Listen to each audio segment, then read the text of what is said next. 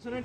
You know, straight top tube, right? This geometry frame, this is a classic 60s, 70s, and 80s vintage road racing machine. Absolutely beautiful.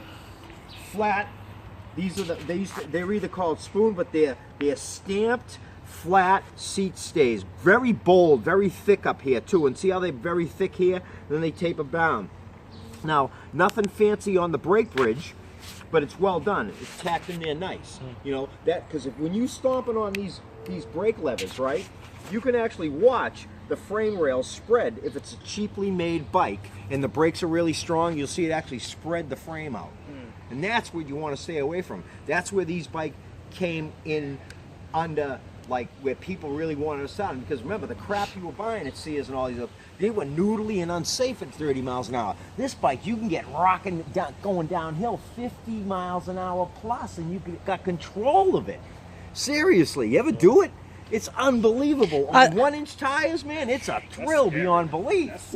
Yeah. This is a bike that where Tour de France?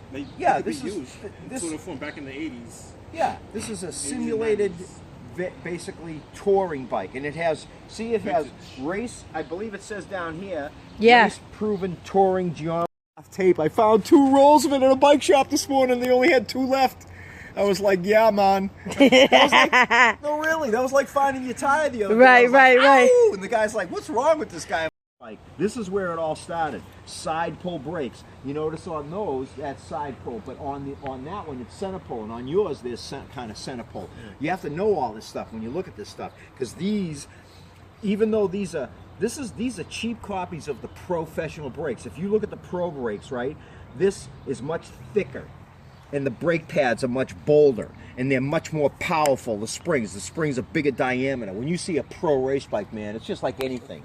The pros, you know, they got the money, right? Of course. Those brake sets, when you walk into a bike shop and you want to buy a Campagnolo videotape and everything.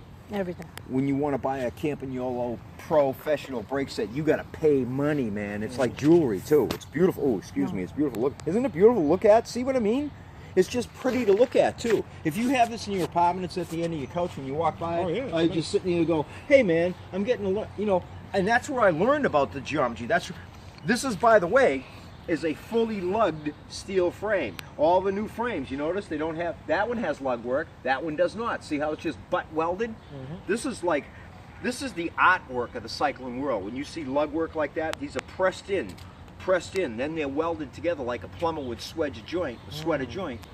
That's how they're made, and they're made by hand. A lot of them. These bikes, a lot of them. This one was probably made by a machine, absolutely, because they were production bikes. But the upper, when you go into the $1,000 frames and the $2,000 lightweight steel frames, they're all handmade by artists.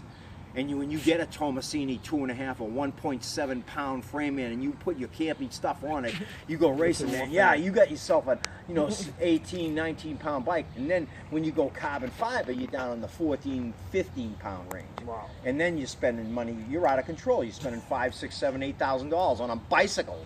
Are you kidding me? Damn. Really? That's a car right there. Good Lord, man, that's insane. And have you been in the bike shop? You should see the front line. Every time I walk by, I was in the bicycle link this morning, and I was at another shop. I was at Country Ski and Sport the other day. I'd like to get $300 for this bike. But remember, it's going to have new tires, new seat. I have all the new tape for the handlebars, right? And I'm looking for a bracket that's going to move these back down here to give it that original vintage look. I'm into it, man. Big time. Look at this. This is beautiful.